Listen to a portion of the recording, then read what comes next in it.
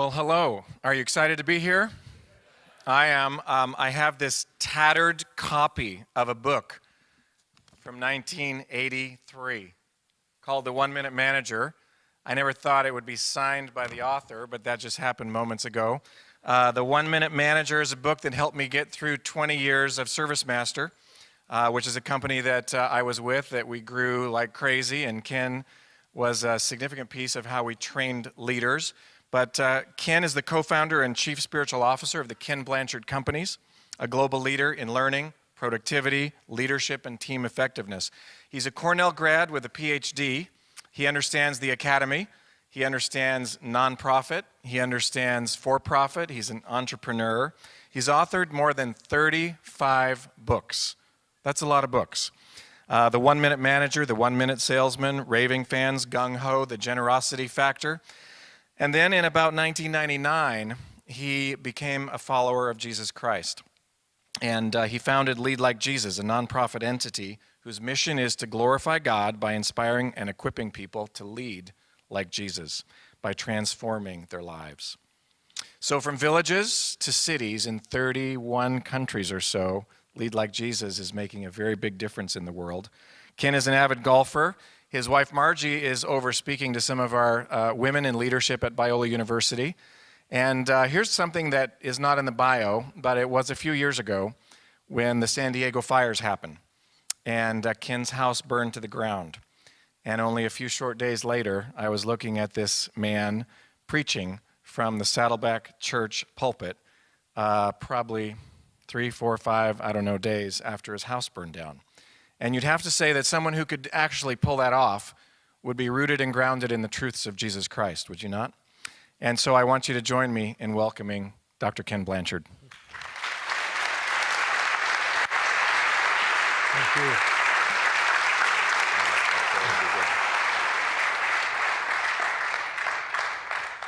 Well, what a joy to be here and be with you all. I've been here before. You all are pretty lucky. I want all the students particularly to put your right hand on your left shoulder and put your left hand on your right shoulder and give yourself a hug because you chose to be here, not to this session, but to this university. It's going to make a difference in your life, so you should really feel good about that. So, but it is fun to be here. It's so interesting. I never anticipated I would be doing this kind of thing in my life. You know, I was going along and doing my thing, and the Lord wasn't much in my life, and then all of a sudden, you know, it's interesting how you can see God in your life backwards easier than forward, but He had plans for me that I didn't know. But when the 1 Minute Manager came out, it was so ridiculously successful, I was having trouble taking credit for it. And people said, why do you think this book is so successful? I mean, we were on the Today Show on Labor Day 1982, and it went on the bestseller list the next week. It didn't leave for 3 years. And all the books he mentioned I sell, the biggest royalty I still get every year is the 1 Minute Manager. And it's 30-year anniversary this year. So it was so ridiculously successful, people say, why do you think so? And I started saying, I think God must be involved. I mean, this is ridiculous, you know, because Spencer Johnson and I were not that good. So the minute I opened my self to the Lord, He started sending me interesting things. And so I ended up on the Hour of Power with Bob Shula, and my mom and dad were big fans of his, living in Florida, listening to his television ministry. And Shula had me on there and said, Ken, what a great book this 1 Minute Manager is. And he said, I love it. He said, you know who the greatest 1 Minute Manager of all time was? And I said, who's that? He said, Jesus. I said, really? He said, yeah. He said he was really clear on goals. Wasn't that your first secret, 1 minute goal setting? Yeah. And he said, you and Tom Peters didn't invent management by wandering around. You know, Jesus did. He wandered from one little village to another. If anybody showed any interest, he'd heal and praise them. He said, isn't that your second secret, 1 minute praise? Yeah. And he said, people stepped out of line. He wasn't afraid to give them a 1 minute reprimand and redirect them. And isn't that your third secret? I said, yeah. He said, well, he's the greatest 1 Minute Manager of all time. And so I went, well, that's really interesting. And in the meantime, the Lord was sending other people in my life. I got a call when I write a book with Norman Vincent Peale. And I said, is he still alive? I mean, my parents had gone to his church before I was born. He was 86 years old when I met him. And he and Ruth just kind of wrapped their arms around my wife and I and said, the Lord's always had you on his team. You just haven't suited up yet. And so suiting up became a kind of a cry. And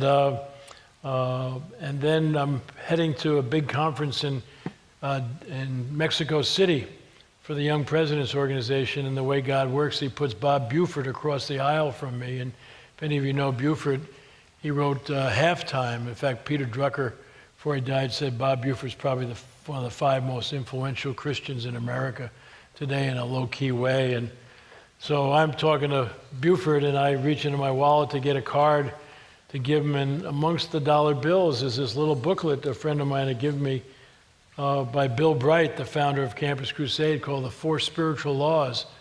And I want to tell you, I wouldn't have put that in my wallet, you know. His daughter had gotten it, and he gave it to me, but there it was. So I pulled it out and I said, Bob, this is here for a reason. Do you mind if I ask you a couple of questions? He said, well, I'm not a preacher, but go ahead. And first law was God has a plan for your life, Jeremiah 29:11. I mean, I could buy that. But the one that got me was the second one, and I didn't like it too much. It said we were sinners. And I didn't like that for 2 reasons. Number one, I hate labels. I don't know if you've ever noticed, if you call a friend a sinner, they don't say thanks for sharing. You know, I mean, they get a little upset, you know, and then they say, what about you? You know, I mean, and then the thing that really bugged me is the concept of original sin. Why do people have to start off bad? I mean, a little baby in a crib's bad? And so Bob said, well, Ken, let me ask you a question. He said, do you think you're as good as God? And I said, obviously not. If there's a God, that's perfection. He said, okay, why don't we give God 100? He said, we'll give axe murderers 5. And Mother Teresa was alive there. He said, she's a pretty good gal. Why don't we give her a 95? And he said, Blanchard, you're not bad. You're trying to help people. I'll give you a 75, 80. He said, the neat thing about the Lord, he sent Jesus down to make up the difference between you and 100. And I went, whoa, what an interesting way to talk about grace. Because if you say to anybody, where are you in a 1 to 100, nobody's going to say 100. But if you call them a sinner, they're going to get their back up. Now, Bob said, don't get too excited, Ken, because I have to give you the whole thing. Some people don't like it. The fact that the axe murderer has the same opportunity as Mother Teresa. Because it's not about deeds, it's about faith. And I said, wow, it's really interesting. He said, well, let me turn you over to a friend of mine who's going to be at this conference and speak. He knows more about this than I do. And so he turns me over to Bill Hybels. I don't know if you ever know Bill. He heads up Willow Creek Community Church, one of the great churches in the world. And you get in Hybels' jaws, you're in trouble. And so I sit down with my little booklet to talk to Hybels, and he said, wait a minute, Ken. Let me explain the difference between religion and following Jesus. And I said, what's that? He said, it's how it's spelled. He said, religion is spelled do, D-O. And there's this whole bunch of to-do lists you're supposed to do to get the Lord's grace. And he says, most people do religions quit because they never know when is enough and is enough, and then they start changing the rules. He said, the neat thing about following Jesus, it's spelled done. There's only one rule, do you believe? And I went, whoa, that's really interesting. And he said, Blanchard, I don't know why you haven't signed up a lot sooner. He said, because you get 3 consultants for the price of 1. I mean, he's talking my language, you know. He said, you get the Father who started it, the Son who lived it, and he said the Holy Spirit's the day-to-day operational manager. And I kind of like that of the Holy Spirit. The Holy Spirit always gets the second end of everything, you know. We don't even have a swear word for the Holy Spirit. So I said, well, how do I sign up? He said, it's pretty easy for a 1-minute manager. He said, oh, all you have to do is bow your head and say, Lord, I can't make it by myself. I fall short of 100, and I accept Jesus as my Savior and my bridge between you and so I said, well, that sounds pretty simple. He said, well, if you want to do it this weekend, he said, let me know. And I still was a little reluctant because Norman Vincent Peale said, it was interesting, he said, a lot of people like Ted Turner and other people say, Christianity is for sissies. He said, that's not true. He said, the toughest test of self-esteem is to bow your head and say, I can't do it by myself. That is really tough. To get your ego out of the way and realize you need help, that's a big deal. That's not a minor deal. And so I kind of held off for a while. And then Margie and I had turned our company over to guy to be president because we thought he knew more about business than we did, and he had different values, and he was running off with the thing. And so Margie and I were going to meet at dinner to see what we should do about this. And I was coming up from downtown San Diego, and I'm driving. All of a sudden, I get this blinding flash of the obvious because I'm thinking so hard, I'm getting a headache, you know. And all of a sudden, I realize I got a 3-member team here, you know, that if I only sign up. And I said, Lord, I can't bow my head completely because I'm driving, but I think I finally get it. And I accept Jesus as my Savior, my bridge between you and I. And I want to tell you, I could feel this energy that I had read about. You know, it was amazing. And I walk into the restaurant, and Margie said, what happened to you? And I told her, and it really made all the difference. She signed up about 6-7 months later. You know, it's not a team deal. But it's been pretty exciting. And then I really decided to get into looking at Matthew, Mark, Luke, John, and Acts, and I was just blown away by to realize that everything I had taught about leadership, everything I had written about leadership, Jesus did, and he did it with these 12 incompetent guys he hired. I mean, you wouldn't have hired that lot.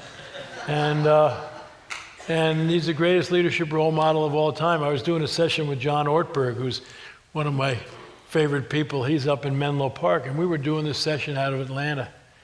And I said to John in the beginning, we were in a big church and it was being teleconferenced all over. And I said, John, why would you fly across the country to tell people that Jesus is the greatest leadership role model of all time? And John, who's a great storyteller, turns to the camera and he says to people, let's just assume, now some of you might not like this, but let's assume that you were a gambler 2,100 years ago. Where would you have put your money on lasting? The Roman Empire and the Roman army, or a little Jewish rabbi with 12 inexperienced followers? And he said, isn't it interesting, 2,100 years later, he said, we still name kids Jesus and Peter, Paul, and Mary, and we name our dogs Nero and Caesar. He said, I rest my case. And what I realized is that we had the greatest leadership role model of all time right amongst us. And how many of you know that the world is in desperate need of a different leadership role model? We've seen what self-serving leaders have done in every sector of society. And we badly need servant leaders, people who are there to serve rather than to be served. And here we have them. And what blew my mind, because I didn't come up any traditional way, is it wasn't being taught in the divinity schools. It wasn't being taught in the churches. It wasn't being taught in a university like this. And I went, whoa, what's going on? So I said, I guess that's what you want me to do, Lord. So I've done is committed my life to try to spread the word around the world about Jesus as the greatest leadership role model. And it's so interesting as you go around the world, everybody loves Jesus, they just don't like Christians. And the reason is, they asked Gandhi one time if he thought he would ever become a Christian. He said if he could find one. He said if all Christians would behave like Jesus, everybody in the world would want to be a Christian. And see, I think what we forget, in quote Christianity, and I call myself a follower of Jesus because Christianity is never mentioned in the Bible. And Christian is, I've mentioned 3 or 4 times in Act, and it's negative, like those damn Christians.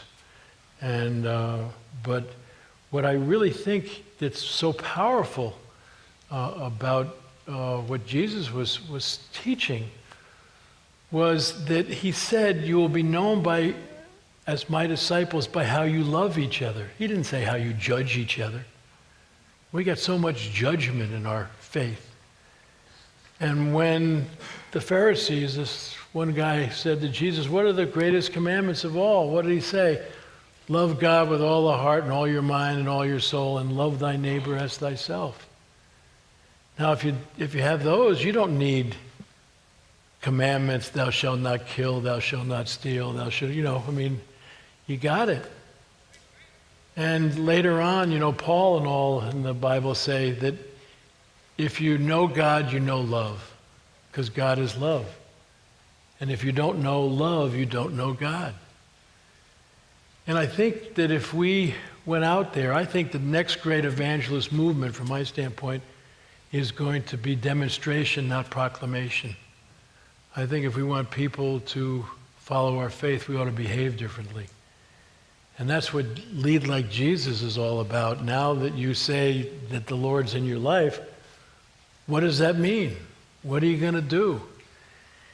And so when I talk about leadership, I want you all to understand, a lot of people, I'll say, how many of you are leaders, you know? Like, how many of you think you're all leaders? Put your hands up if you think you're a leader.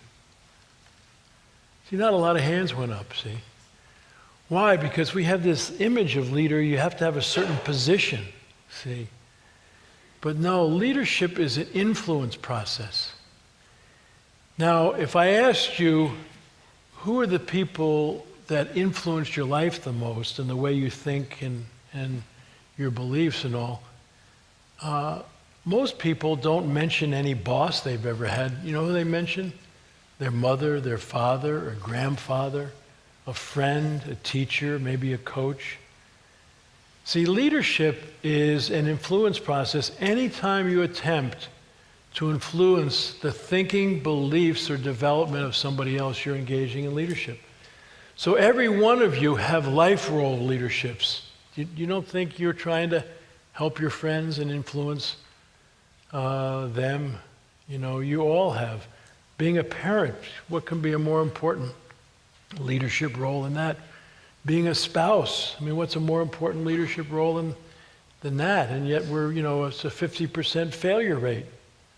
We need to be teaching people how to love like Jesus as well as live and lead like Jesus. And so that the key thing is it's all about love. It's all about that. And it's so interesting is that Jesus is so emphatic about how he wants us to behave as we interact with other people. I love that part in Matthew where John and James bring their mother to Jesus, you know, good Jewish mother. And she says, can one of my sons sit in your left hand and one in your right hand in your heaven? I mean, she thinks it's a hierarchy up there. And after Jesus says it's not for him to grant, then he sits down with his disciples and he gives, I think, one of the most powerful speeches about, the Gentiles lord power over people. You know, those who think they're great use authority. Not so with you. That's a pretty emphatic thing. And he says if you want to be first, essentially you need to be last. If you want to lead, you need to serve. And even I have come to serve, not to be served, and to give my life as a ransom for all. I mean, I don't think there's any option that we're here to serve others, not ourselves. And it's really wonderful when you see that get played out in people. And there's 4 parts of leading like Jesus that I'll just share with you, and then I want to open up for questions from you. The first is the heart of leading like Jesus, and that's a character question. And the question is, are you here to serve or be served? Now, when I ask people, how many of you are here to serve or be served, I don't get a lot of people to put their hands up, count me in for self-serving. Because we're all built in God's image. But God, I think, made a mistake. He might want to wish he didn't. He gave us free will, so that we can either live according to that image that he gave us, it's in his own image, or we can choose to go off in another direction. And that's a big choice. But the question is, why are you here? And the reality is that we all are self-serving sometimes. And the question is, can you catch yourself in there? And several ways you can tell people are self-serving. Have you ever tried to give anybody feedback in an organization, particularly up the hierarchy, and they kill the messenger? Gordon MacDonald wrote a wonderful book called Ordering Your Private World. And he said that there are 2 kinds of people in life. There are driven people and there are called people. Driven people think they own everything. They own their relationships, they own their possessions, they own their position. If you think you own everything in life, what are you going to do if somebody gives you some negative feedback, you're going to put them down. Why? Because it's your worst nightmare, because you think they don't want you to lead, because you got to protect what you own. Call people, and this is a lovely concept, realize everything in life is on loan. You don't own anything. Do you know you don't own your relationships? Somebody you love and care about today might not be here tomorrow. Don't let your I love yous get out of date.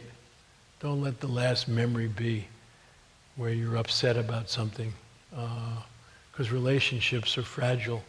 Do you know your possessions are fragile? And Greg was saying, we lost our house, 25 years of stuff. We were down in Florida. And it's so interesting how God does things. I had just finished Ortberg's book, and this is a book I recommend you all read and get a class discuss it. The title of the book is, At the End of the Game, It All Goes Back in the Box. And in that book, he had a little exercise, and I'm the chief spiritual officer of our company, and I leave a morning message for 300 and plus people around the world. And I do three things. Number one, I tell them who to pray for, and we have people of every faith and non-faith. And so they don't mind when they hear that somebody's hurting, we ought to pray and send love and positive energy towards them. Then I praise people. I think that the important thing in life is to catch people doing things right. And then I leave an inspirational message about something I've read in terms of our values. So 4 days before the fires, I put everybody in our company through John's exercise. And the exercise is 4 o'clock in the afternoon, and you're thinking of heading home. And there's 2 piles of Post-its on your desk. One pile says, important forever, and the other says, temporary stuff. And as you leave, put a Post-it from one of the 2 piles on everything you see. Your desk, your computer, your secretary, the Coke machine, the receptionist, your car. When you get home, in the garage, your golf clubs, your bicycle, and where are you going to put the Post-its in the house? I got so many wonderful emails and voicemails from people saying, Ken, wow, that was so powerful, because it just showed that when all is said and done, the only thing that's really important is who you love and who loves you, and the rest is stuff. And 4 days later, we lost 25 years of stuff. But nobody got hurt. And I think that's why I could preach, and that's why I could put things in perspective, because it's really powerful. It's so interesting with people who are called, that think everything's on loan, they think that their relationships are on loan. And they want to really nourish those while they're still there. They think their possessions are on loan. And their position is on loan, because you can always tell a servant leader, because when you give them feedback, no matter how negative it is, they say, thank you. Boy, I really appreciate that. Is there anybody else I should talk to? Why do they say thank you? Because the only reason they're leading is to serve, and if you got any suggestions on how they can serve better, they want to know. I mean, that's a really powerful thing. And another key difference is self-serving leaders don't want anybody else to look very good. So if there's anybody good in their department, they want to keep them, but they want to hide them. Where servant leaders love leaders to develop in them, around them. In fact, if one grows up, they're willing to share leadership or maybe even take another role. And then the last one that's so important for you to understand is that self-serving people who are predominantly self-serving think that their self-worth is a function of their performance plus the opinion of others. And that's really, I read one time, as the definition of self-worth that the devil would like you to have. Because he's got you. Why has he got you? How many of you know that your performance isn't great every day? Have any of you ever noticed that? Have you ever noticed that people are fickle? One day they're for you, one day they're against you, So if your self-worth is up for grabs every day by your performance opinion, it's exhausting. Whereas what really helps people who are basically servant leaders is they trust the unconditional love of their Father. God loves you with all your warts and all that. I mean, that's a pretty powerful thing. And so if you got that love and you trust that love and your performance is good, you can say, gee, I wonder what happened here. I'd like to see what I can learn from this. But it's not your self-worth. And if somebody's upset with you, you can go to them and say, what did I do? I didn't mean to hurt you. Tell me what happened, because your self-worth isn't tied up with them liking you. So now you can turn it into a learning opportunity. So pretty powerful stuff. And one of the things that we've started, and it's in the book for those of you who've read it, and it's a really neat thing to have, I think, around campus, is Egos Anonymous meetings. Because what makes you self-serving is the ego when you edge God out. And there's two ways you edge God out. One is false pride, when you think more of yourself than you should, and you're very judgmental of other people. You have a more than philosophy. And your main concern is promoting yourself. And then the other one is self-doubt or fear, where you think less of yourself than you should, and now what you're doing is protecting yourself. In both cases, you're putting yourself in the center. Whether it's false pride or it's fear, you've edged God out. And the antidote for false pride is humility. And Norman and I in our book said that people with humility don't think less of themselves, they just think about themselves less. And so humility is the capacity to feel good about yourself and also to let other people feel good about themselves around you. And then the antidote for fear is to trust the unconditional love of God. And so we run these Egos Anonymous meetings, and they're hysterical. People, one by one, will get up, hi, and what will everybody say? Hi, I'm Ken, hi, Ken. I'm an egomaniac, and the last time my ego got in the way was, and then they give an example of false pride or fear, because you have that occurring in your life all the time. The real key as you walk with the Lord is you catch yourself more. But to say you never have any false pride or you never have any fear or self-doubt, if you say, no, I've never had any of those, you lie about other things too. Because we all really have that. So it's a matter of catching that. And through Egos Anonymous, people get to share and everybody laughs and realizes I could have said that too and all that. And I have a bunch of managers and people who run churches and all who, when they have their weekly meeting, the first part of the meeting is an Egos Anonymous meeting where everybody stands up and talks about how their ego bit them in the last week and what happened. It's just a wonderful equalizer. So the heart thing is really important, because if you don't get the heart right, you're not going to ever be able to be what Jesus wanted. Because, see, Jesus came here to give us a heart attack. He wanted to really get right inside us and make us. I love your thing about transformation, truth transformation, and just, the transformation, that's what the concept is all about. And then what's the last T? Testimony, which is now you can share, what the impact has been of you. But it first begins with transformation. That starts with the heart, which is a pretty powerful.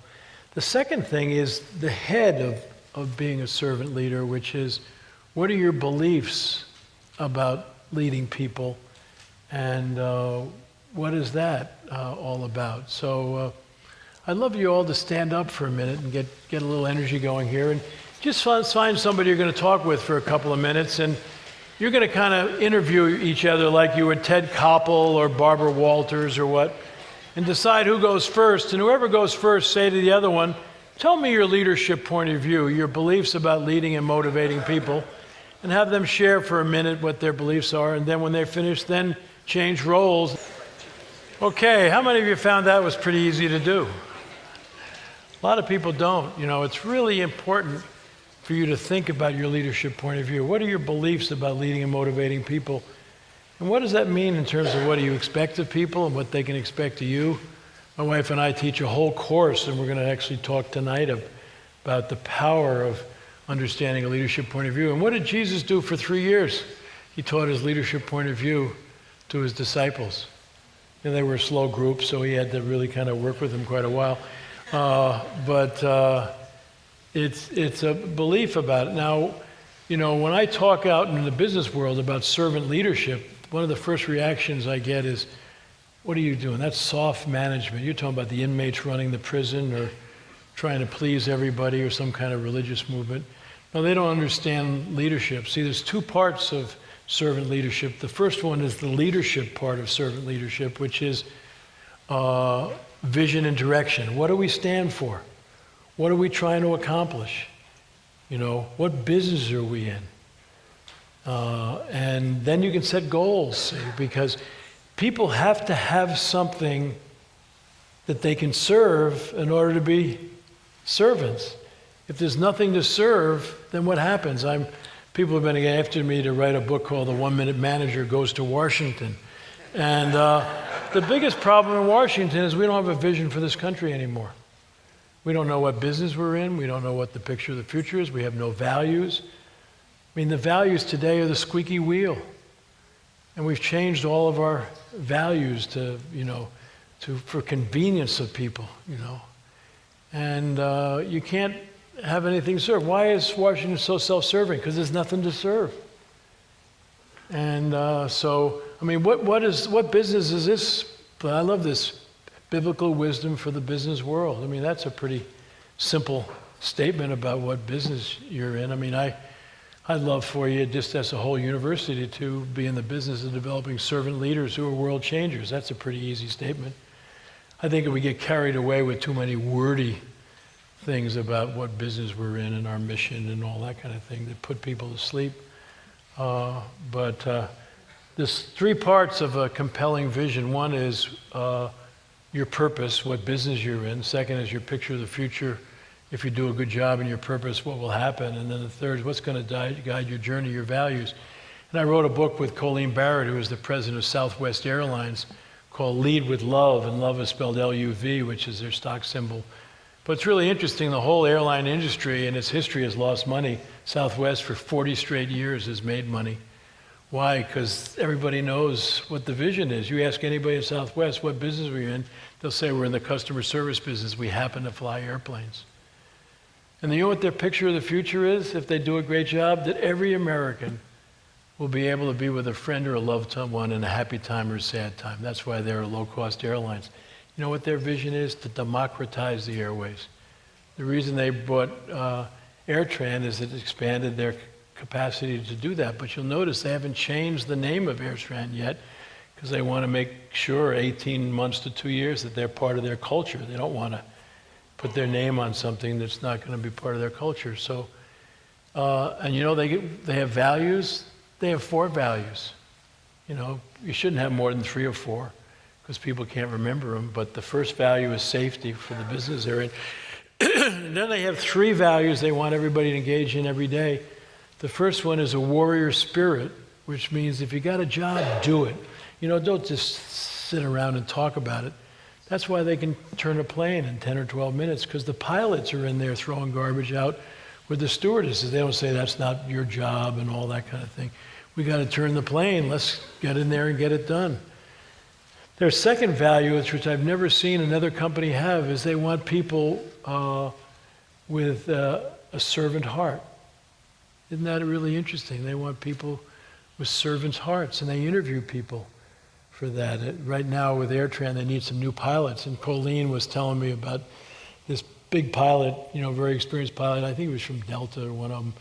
Flew down on one of their crafts to Dallas for an interview, and the word was he was kind of obnoxious to the staff on the plane, and then when he got to headquarters, he kind of blew off the receptionist, and she called upstairs and said, there's a guy coming upstairs, and I'm not sure why he's here, but let me tell you how he treated me, and I got word from the plane how he treated them, and they didn't even interview him. They said, we're not going to put pilots in the air who can't fly, but we're not going to put good pilots in the air who aren't here to serve. And if that helps you in your life, that's feedback for you, and they didn't even interview him. And their last value is a fun-loving attitude. They have a lot of fun. A friend of mine was flying Southwest recently, and the steward got up and the microphone says, the last flight of the day, and we're really tired. We just don't have the energy to pass out the peanuts. And so we're going to put them on the floor up front, and when we take off and gain altitude, they'll come down the aisle, and If you need any peanuts, you can grab them. And people were just chucking and having a good time and passing peanuts around. And somebody wrote to Herb and Colleen, Herb's one of the founders, and said, I object to your people making jokes during safety announcements. Those are really important. And but the data says if people fool around, people will listen more. And he said, I just think it's inappropriate, and I think you should do something about it. Most presidents would have written and said, I appreciate the feedback, and here's a couple of coupons. I hope you continue to fly us, and I'll talk to the people. No, Colleen wrote back and said, we'll miss you. I mean, if you don't want to fly in an airline that's having fun, don't fly, because that's one of our values. And so, I mean, that's really amazing. So everybody knows that. See, so the first part of leadership is the vision and direction. What did Jesus say to the disciples? He said, come with me, and I will make you what? Fishers of men. What was his picture of the future? Go and make disciples of all nations. He didn't say forget this group, and all nations, and baptize them in the name of the Father, the Son, and the Holy Spirit. And then what were the values? The values were love God with all your heart and all your mind, and love thy neighbor as thyself. It's pretty clear. So once you have that, and that's got to come from the hierarchy, Jesus got his from his Father, then philosophically you have to turn the pyramid upside down. When Jesus washed the feet of the disciples, he was transitioning from the leadership part of servant leadership, vision and direction, to implementation, which is the servant part of servant leadership. And when he washed the feet of the disciples, a lot of people say, well, if I'm a servant leader, aren't I going to lose my positions? No, what did Jesus say after he got up after washing their feet? He said, you call me teacher, you call me Lord, rightly so. But just as I have done for you, do for others. Because that's what he wanted us to do. He wants us to serve, not to be served. I mean, that's a really powerful thing. And you can always tell organizations run by self-serving leaders because they love the hierarchy, and they want to make sure everybody knows who's in charge, And all the energy is sucking up the hierarchy away from the customers. But when you turn the pyramid upside down, then who's at the top? The people you're trying to serve, and all the energy is going in their direction. One of my favorite Southwest Airlines stories, when I travel, I have this thing I call my geezer pouch. When you get older, you forget things. But in my geezer pouch, I put my ticket, my license, my passport, a pen and pencil, anything, what do you need? It's all here and all. So one day I loaded the beauty, and I was heading to the airport, and I left it on my desk at home. And I'm pulling into San Diego airport, and I realized I have no official identification. It's like 3 years after 9/11. A little uptight about that kind of thing. I didn't have time to go back home, so I had to figure out how am I going to get on the plane. So the only book I've ever written, and I got my picture on the cover, is I wrote one with Don Shula, the old Miami Dolphins coach, called Everyone's a Coach, and they took our picture in the Miami Stadium. And so I ran to the bookstore, and they had a copy, and I bought it. And fortunately, the first airline I had to go to was Southwest Airlines, and the guy's checking my bag. He said, could I see identification? I said, I feel badly, I have no license, I have no passport. How's the book? And the guy looks at it, he shouts out, this man knows Don Shula! He said, put him in first class. Of course, they don't have first class, they didn't even have business select then. And they're high-fiving me on the street, you guy knows Shula and all that kind of thing. And then there's an older guy there, says, I know the security guard's upstairs, I think I can get you through there, which they did. Why is that possible? Because they treat their people as if they got brains. They didn't assume I had superimposed my picture on this book to get by them. Because the bigger issue is whether I have weapons or not, and they did. But the next airline I went to, one of the biggies always talking about Chapter 11 and, going out of business so they can stop the union contracts and all that. And I want to tell you, the minute I showed my picture, the duck doo-doo started to fly, because you can always tell when the hierarchy is kept alive and well, you got ducks rather than eagles. Southwest has got eagles. They quack, quack, quack. It's our policy. Quack, quack. I just work here. Quack, quack. That's all the ducks, And this guy, I showed him the picture. He says, quack, you better talk to the ticket counter. And I talked to the ticket counter, and she says, quack, you better talk to my supervisor. We call the supervisory duck the head mallard because they just quack at a higher level. And have you ever seen them, And pretty soon I'm about 4 or 5 levels up talking to a guy in a coat and a tie. So I started giving him a little hard time, and I could see he was a bureaucrat. You can always tell bureaucrats they have very tight underwear on, and they kind of walk a little bit like this, you know. And so I had to change my tune, you know, if I want to get on a plane. I said, "What a difficult job you have. I mean, making these kind of decisions, you know, and all." And so I sucked up enough that he let me on the plane. And but that's the stuff you got to go through. See, with servant leaders, when they get to the servant part, it's all about how can I help. You know, I just wrote an article to send out today about, I'm a long-term friend of John Calipari's, the Kentucky coach. I'm on his kitchen cabinet. That's what he talks. He got 5 of us that he calls if he's got things he's trying to figure out, you know, like Bobby Knight, you know, coming down on him or something, you know, and I told him go to Mass and, you know, ask for forgiveness for him. But he's such a classic servant leader, you know. And it was really interesting because there's 3 parts of being a servant leader, which is the third part, which is the hands part. Now you got in your heart to serve. You understand the 2 parts of leadership.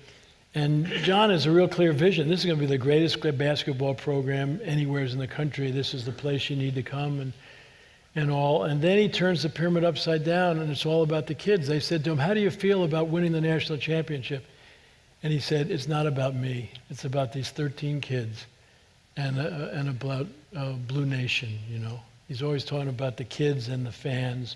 It's not about him.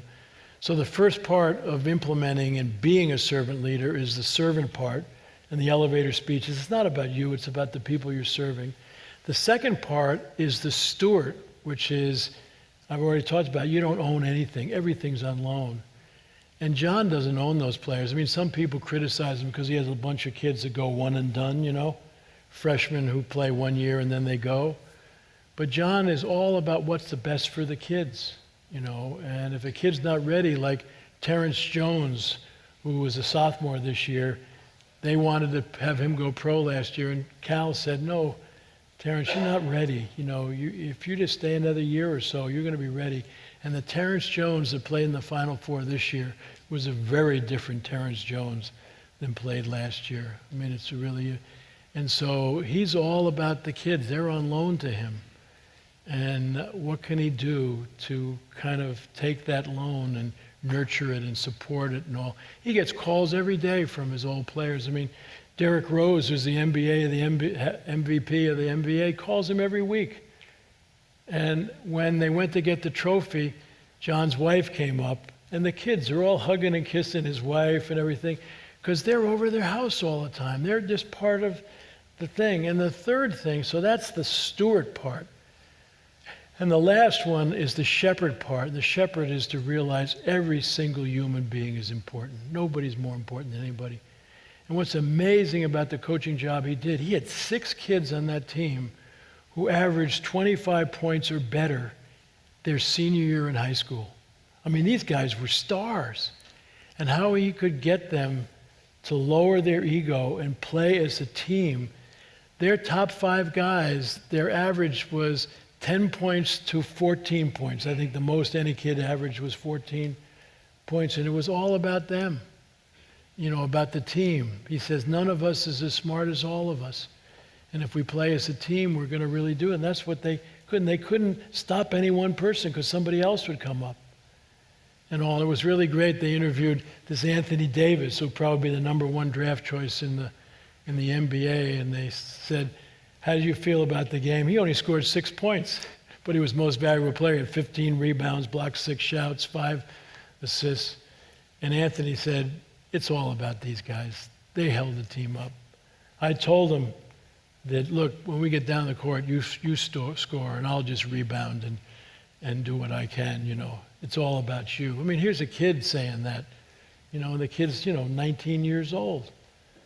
And Cal's teaching him that kind of stuff and all. And they asked him, "Are you glad you got the monkey off your back?" Because he'd been in the Final Four 3 times, and this is the first one he's won. He says, "Yeah, because now I can get back to what I'm supposed to be doing and concentrate on developing these kids and helping them be the best that they can and helping them to realize that together they're more powerful than alone and that they're all leaders. And he said this on TV, and I want them to be servant leaders.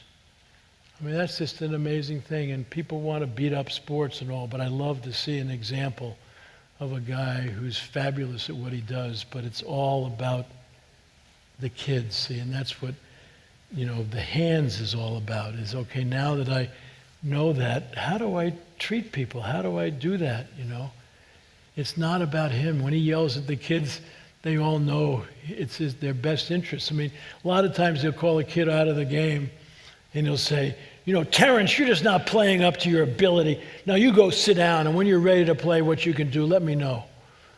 The kid will come up, said, I'm ready to go, coach, now. I mean, and they'll rip the ball right off the backboard and all, I mean, it's just wonderful to watch. So, but servant leaders are all about creating a vision and then helping everybody arrive at that vision and accomplish. And it's just wonderful. It's the only way to get great performance and great human satisfaction together, and you could see that. And, Greg worked for ServiceMaster. What a company. It's changed now without Bill Pollard there, but when Bill was there, they had 4 values. You know what the first value was? Is to glorify God in everything we do. The second value was to develop people. The third value was to pursue excellence. And the fourth value was to grow profitably.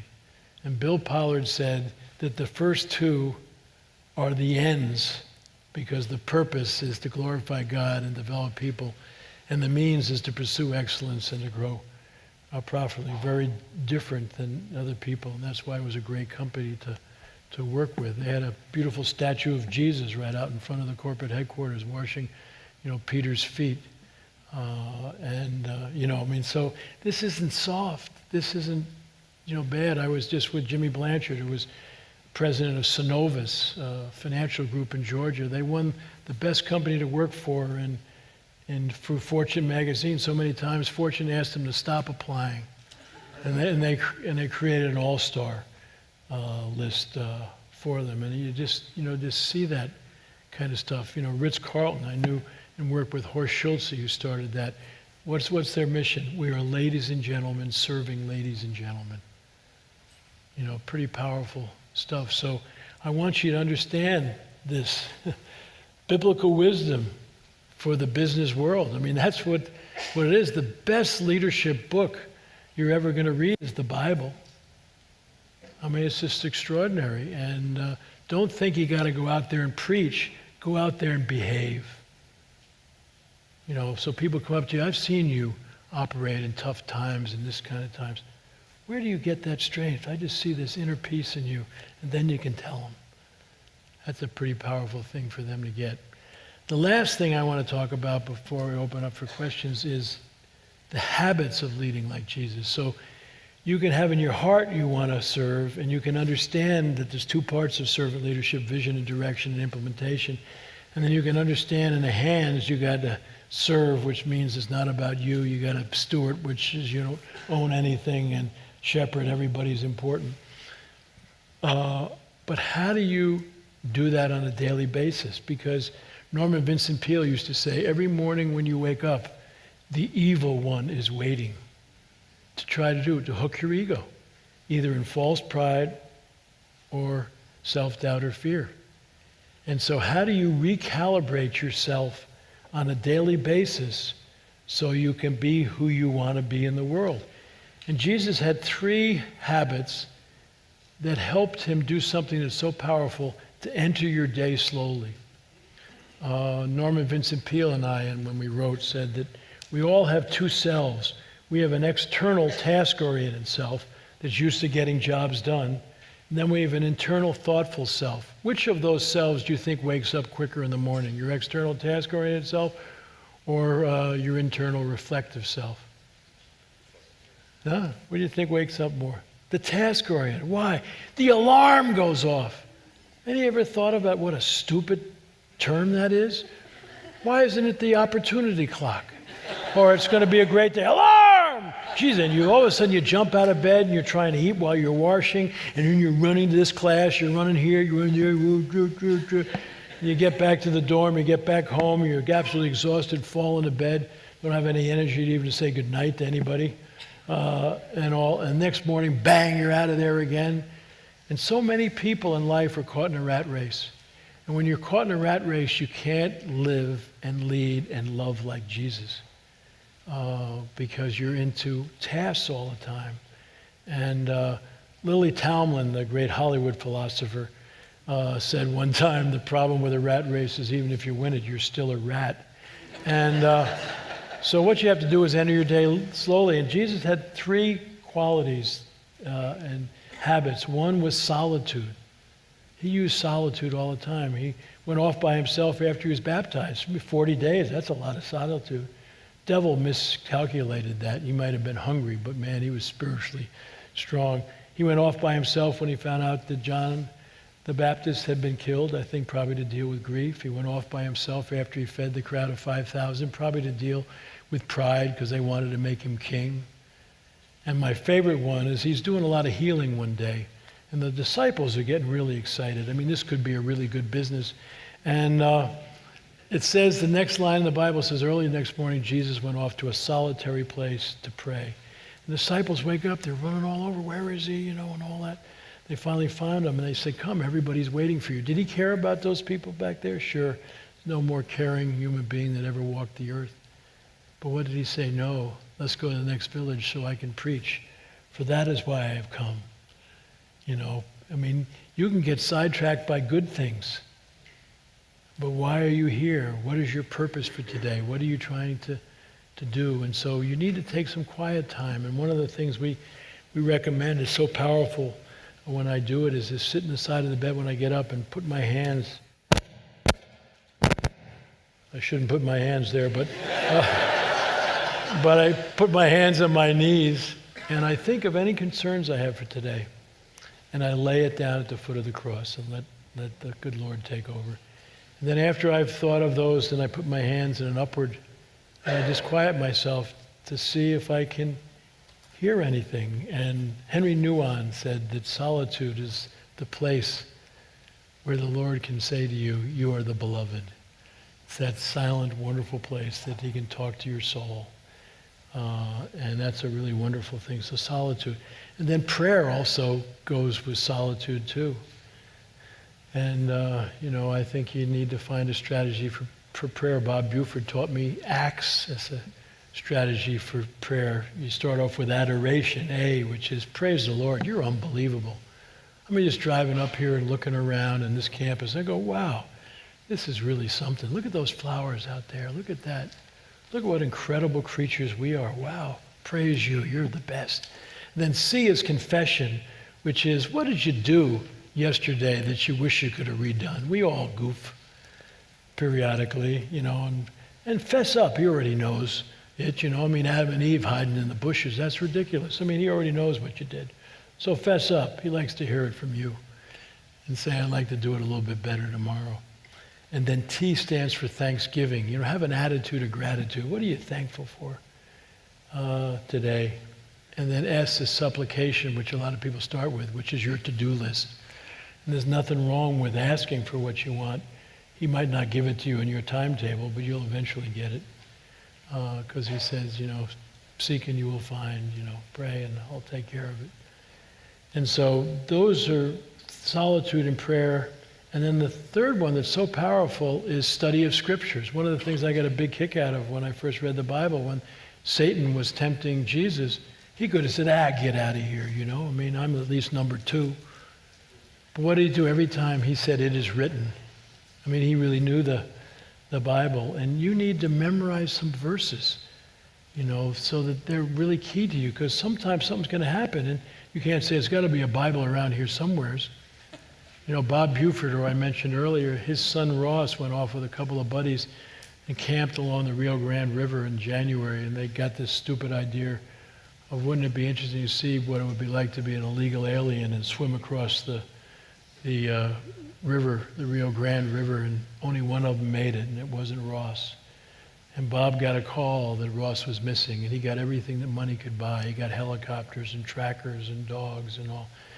That afternoon, he's on a cliff overlooking the Rio Grande with an old tracker who had been tracking the illegal aliens for 30 years. And he said, what's the chances I'll ever see my son again? And he said, less than 50-50. And Bob realized this is something he couldn't buy his way out. He couldn't think his way out. He couldn't plan his way out. And he was about ready to jump off that because Ross was his only kid. He just loved that kid. They were like brothers. And all of a sudden he remembered Proverbs 3:5, trust in God with all your heart and lean not in your own understanding. Because it doesn't make any sense to lose a 23-year-old kid and all. And remembering that voice, he said, okay, Lord, I'm going to trust you. I lost maybe 30 years with Ross, but what's that compared to eternity? And there's good things to be done. And his life has taken off in terms of his service ever since Ross' death. But that Bible quote was really so important. Norman Vincent Peale, his 3 favorite Bible quotes I read and think about every morning, which is, if God be for you, who could be against you? I mean, if you just look, somebody's giving you a hard time, you say, come on, get out of here. Look who's on my side. Get a life, And then another one is, I can do all things through Christ who strengthens me. And the last one is, what's impossible for man is possible with God. I mean, those are pretty powerful starters of the day. Okay. Hello. So, study Scripture. It's good stuff. It's a pretty amazing book. And there's 2 other habits that's worth thinking about. One is Jesus had a small group that he could be more vulnerable with.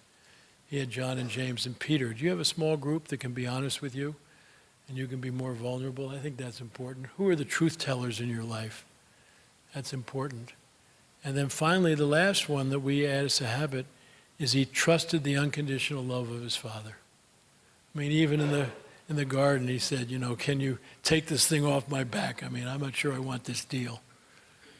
But thy will be done, And just trusted his Father completely. And I think that's just so important. So that's what leading like Jesus is really all about. It's about looking in your heart. Are you here to serve or be served? And understanding in your head about vision and direction and implementation, about leadership part and then the servant part. And realizing to really make it in your behavior, you got to be a servant where you realize it's not about you, it's about the people you're serving. You got to be a steward. You don't own anything. It's all on loan. How are you stewarding what's on loan to you? And the shepherd, every human being is important.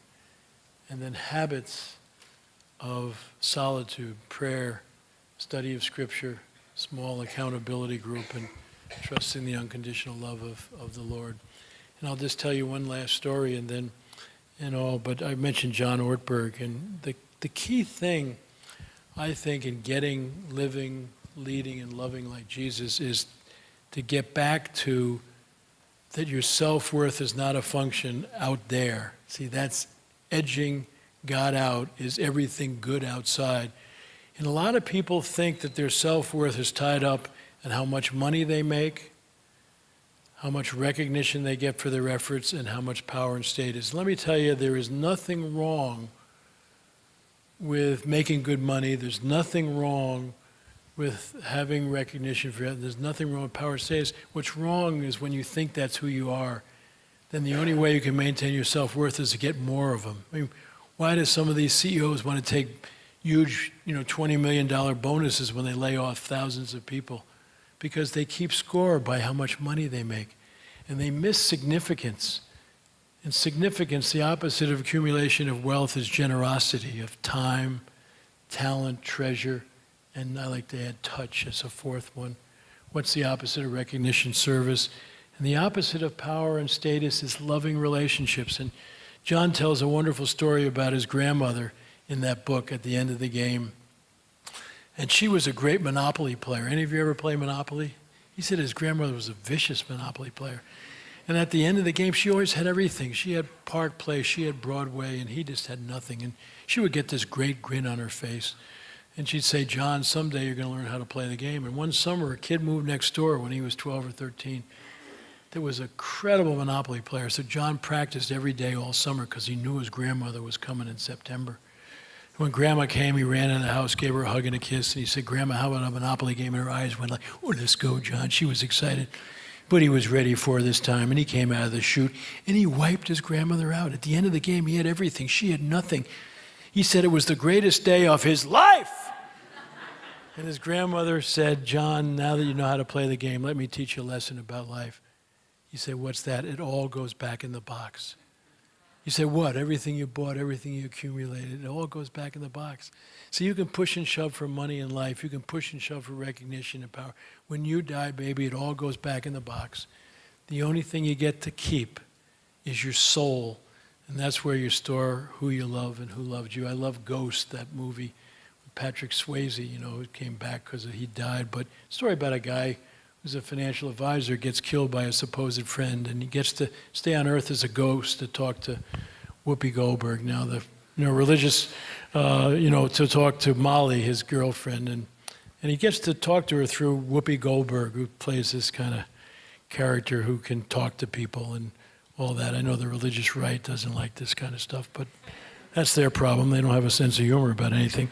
But at the end of the film, he's avenged his death, and the three of them are in the top of Molly's apartment, see? Sam and Molly and Oda Mae.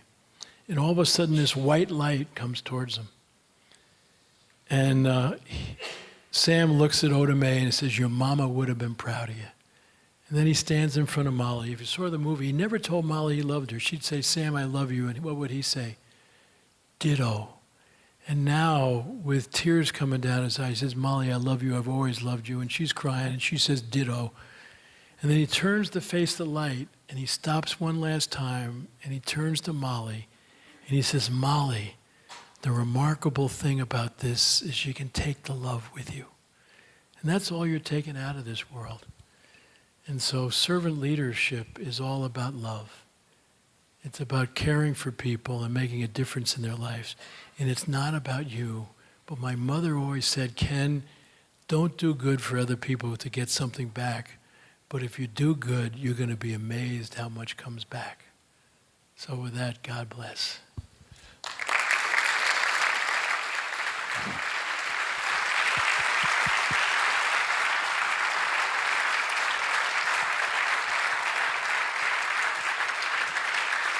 So the first question from Danielle, how can those of us going into entry-level business begin to practice servant leadership? Well, I think one of the things when you go into as an entry is who can you serve around you? And sometimes it might be your boss. A lot of times people come to seminars I do and they say, "The wrong people are here." And I say, "Who should be there?" And they all look up. And I say, "Who's that?" And they're always blaming people up there. But it's kind of lonely up there. And maybe they need somebody who sends a little love and a care to them. And so, even though you're, quote, not in a position, but if you keep on saying to people, "How can I help? How can I serve?" they're going to start to look at you as a different kind of person. It's not about you, but is there any way I can help? And all. People will just be blown away. So start that way, and you'll be amazed how you get up the hierarchy, and then maybe you can be different up there. Ken, we have Rebecca asking a question. If you could go back and do something differently, or more, what would it be? If I could go back and do something differently, well, I probably would have coached basketball, maybe. I don't know. I look back at my life, and I think God probably had a plan for it. And so I'm not sure I'd do anything different because I think he had a plan for it. It was interesting. I was on a program in Hawaii with a gal who the shark bit her arm off. Wonderful movie, if you haven't seen it, called Soul Surfer. And they asked her, "Do you wish you hadn't have surfed that day?" She said, "Absolutely not." She said, "When I look at the good I've been able to do and how I've been able to help people through my mishap," she said, "I wouldn't substitute it for the world." And so I can't think of anything I probably would have done differently. I'm fortunate I married way above myself, and Margie's over talking to a group. We're going to be married 50 years in June, so that's a pretty good deal. Yeah.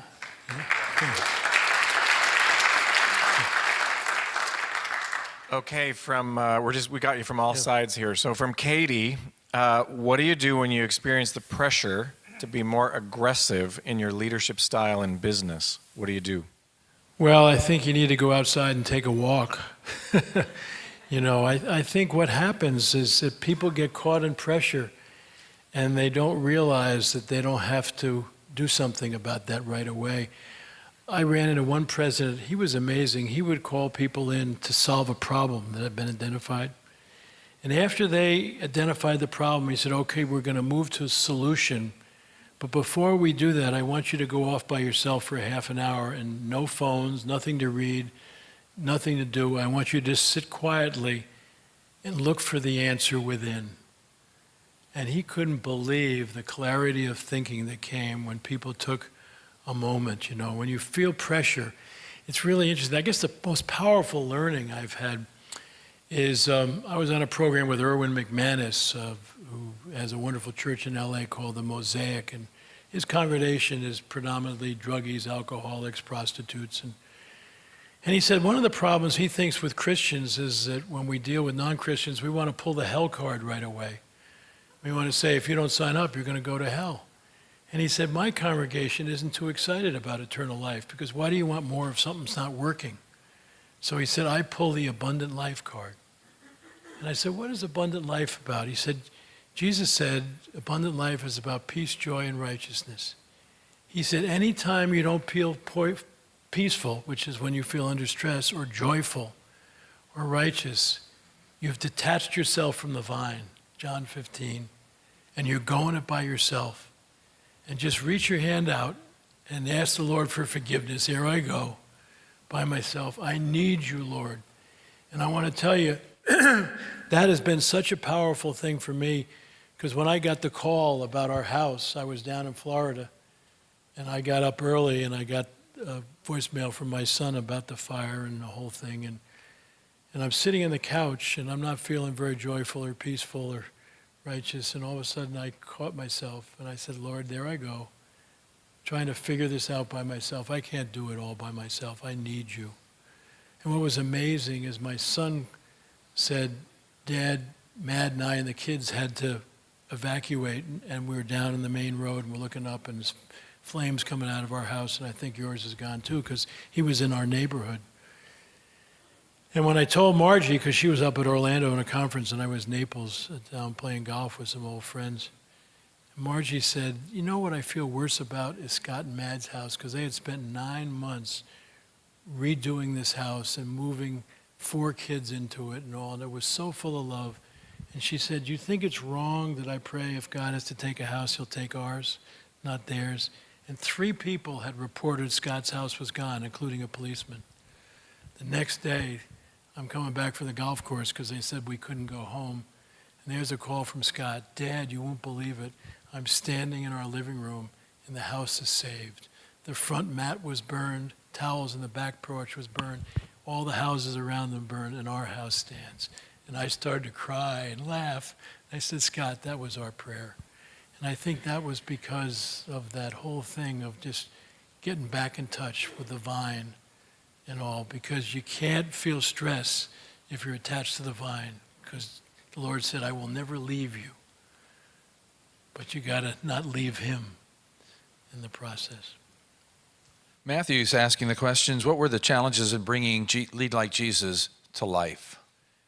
Well, I think the biggest challenges is churches, because everybody thinks that they got their own program, and they think somehow I'm trying to sell Ken Blанchard. I'm trying to sell Jesus. Our headquarters for Lead Like Jesus is in Augusta, Georgia, because they have a good golf course down there. And the South is much worse. But I didn't want people thinking I was trying to make money on Jesus. But it's getting people to give up old ways of thinking and all and accept it, and say, wow, this ought to be so. See, what I taught you about today, and we have this in a 2-day encounter, and we have a workbook and all, should be fundamental in every faith-based university and thing.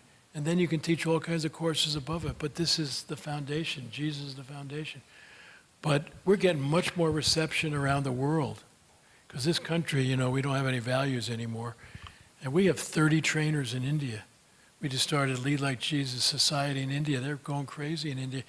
We got money, we got Lead Like Jesus material translated in the 4 major Indian dialects. We trained 2,000 people in Uganda in October. And some of the trainers who we trained there to take the message went to Kenya. And they're now training people in Kenya. And I had breakfast the other day with a top guy from Uganda, you know, where they had all that genocide. And he said, we got to bring and Lead Like Jesus to Uganda. And so I'm saying, okay, God, you know, you're just taking it. So we're patient, you know, in terms of how we can get involved in places like this and divinity schools and other places, because this is where the action is. This is what we need. You know, Jesus said you will be known as my disciples by how you love each other. And leading like Jesus is about living, leading, and loving like him. Has anyone ever tried to take advantage of you because of your leadership style, or have you ever had anyone confront you because they totally disagreed with servant leadership? Well, that happens periodically. You know, people will wonder what your intentions are. You know, what are you trying to do, because they don't understand it. And I just tell them, you know, be patient and just watch, you know, because it's the way we operate. You know, Margie and I, we have 320 people in our company, and we have an office in Toronto and London and Singapore. And in 2009, we had projected 60 million in sales, and we knew by February if we did 48, we would be lucky. And so every quarter, we bring everybody at our company together, and the people overseas come online, and the first thing our president always does is share the balance sheet with them and talks about how are we doing on our loans and all. Why do we want them to know all that? Because they're our partners. And we have a gain sharing program, we have a give back program, and they really care. And we said, we need your help. And the next month we were going to celebrate our 30th anniversary at Hotel del Coronado, 2 days of parties. We took the first day and brought an outside group, broke our 350 people that showed up from around the world into small groups of 6 and 8. Half of the groups said, how can we cut costs? Half of the group, how can we increase revenue? And the suggestions that came back were unbelievable from our people. Let's cut our salaries. Let's stop matching 401k. Why don't we just stop raises now? Why don't we do this? Because we want our colleagues to be here. We want to all pitch in. And I think that's just part of the whole thing, when people know that you're there to serve, not to be served. And we took the biggest cut of anybody, our family, and all, just to say, you know, hey, look what you've done. And we did 48 at the end of that year and didn't lose one person. And as it's come back, you know, we've been able to give everything back to everybody. But it's just amazing. And some people new come in and they just say, you know, is this really true, what they do here? Yeah, it's true. And we don't tell everybody we're leading like Jesus. We just try to do it and let them figure it out. But it's pretty powerful. Ken, one of our students from China, Yingying, asked the question, what advice would you give to someone going into the leadership position for the first time? Well, I think the biggest thing about being in a leadership position for the first time is to not be fearful that you have to know everything. First thing I would say to them is, I bet you're surprised that I got this leadership position. And you know what? So am I. And I want to tell you, I'm really here to help us all win, and I need you. And I really would do all the kind of help, because I don't know all the ins and outs of things here, and you all do. And if we can do this together, it'd really be amazing. I mean, my son went to the hotel school at Cornell, and his first job was a kitchen manager at the Hotel Del, and you know, at one of the shifts. And all these guys had been around, you know, they were all older than him, you know, and he got them all together. And I had tutored him, and he said, "You're really surprised I'm here." And they said, "You better believe it. How did you get this job?" You know, I mean, and he said, "Yeah, I think it's true, but you know, we're in this thing together. They might have given me a position, but I need you. We got to do this together. I need your help. You know, Alex, can you help me? You know about this thing, you know. He says, you don't worry about it, I'll take care of that, you know. And all people want to know is that you know that they know. And the biggest problem with leaders is when they act like all the brains is in their office. They're not. None of us is as smart as all of us. And just remember that. Okay, so if you're not in Daryl's management class and you have a question, put your hand up and we'll find you.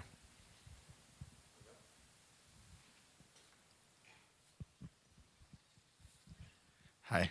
What do you wish that pastors would learn from the business leaders in their congregations? Well, you know what's interesting is I think that you both could learn from each other. And I think a lot of pastors are afraid of successful businessmen. They want to put them in the parking lot, parking cars. No, they can really teach you because you're running a business. Get them on your advisory board, you know. You don't have to have all pastors on your board. They don't know anything about money either. And say, I really need your help. And what you can do is help them take their faith into the workplace. So you create a partnership. We need each other. And I think that's just offering, saying, wow, I'm just blown away by some of the experience here. And I'd love to find somebody that would be willing to help us because, we are running a business here. And I want to be able to make sure we balance the budget and do all kinds of things. But then you can end up helping them too. I think it needs to be a partnership. And in Northern California, there's a neat association that brings pastors and businessmen together once a month for lunch, and they share different things with each other. I think that's a neat idea. Someone else? Anyone else with a question that's not in Daryl's class? Going once? Okay, good. Even our Lord had a Judas. Yes. How do you deal with a Judas with love? And when do you know when to say when? Well, I asked that to Colleen, because there's also tough love. And she's had to have some really good friends that she's had to sit with and said, I love you dearly, but it's just not working out. We've done everything we can to get you into the culture, and what we're going to have to do is share you with the competition. I think that we often avoid the conversation with somebody who, is disruptive. If you let somebody who's disruptive continue to operate, you'll undermine everything you're trying to do. And I tell you, it's really interesting. We fired our number one salesman about 8 years ago. I want to tell you, that made a difference in our company and everybody. He was a great salesman, but he wasn't operating according to our values, and he was sabotaging things in the culture. And I brought him close to me and worked with me for a while to see if I could do something with him. But finally, we just realized it, and we let him go. And people went, "Whoa! I guess they're really serious about this," because there's two aspects: it's performance and match of the culture. And if you have a high performer who's sabotaging your culture, you're going to lose your culture. So they just need to go somewhere else. And Colleen said it's just an amazing that she's never lost a friend in these things. In fact, they really have learned, and even some have come back and said, I really get what it is. Because some people, just have some ego issues that go way back in families, and you can't do it. You can't be a therapist. And so you do the best you can, and then you sort of say, I think we ought to part company. Let's everybody give Ken a big thank you very much, first of all. Biola University offers a variety of biblically centered degree programs, ranging from business to ministry to the arts and sciences. Visit biola.edu to find out how Biola could make a difference in your life.